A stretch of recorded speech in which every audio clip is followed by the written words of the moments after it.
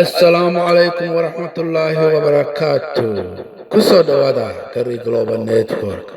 Maanta waxaan idin haynaa ambalyo ku socota sarreeye gaas Generaal Xaaji Asey Moogaa oo ka mid ahaa saraakiishkii ciidanka ee la dallacsiiyey dhowaan. Hambalyadana waxaan noo akhrinayaa walaalkeenna Maxamed Nuur. Hambalyadu waa sida soo socota. Dhageysi wacan. بسم الله والصلاة والسلام على رسول الله.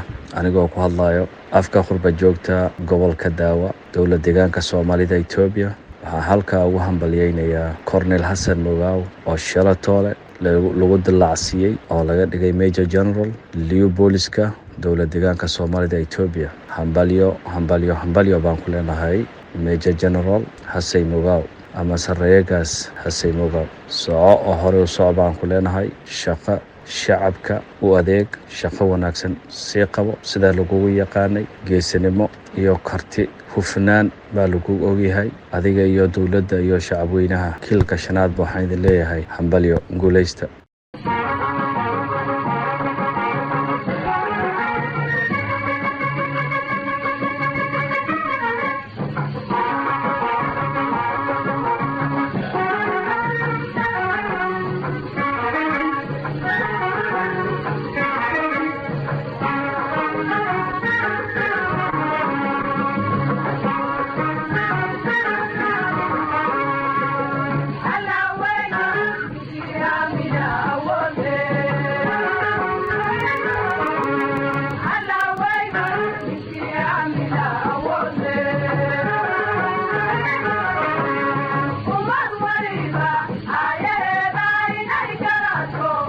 Yeah.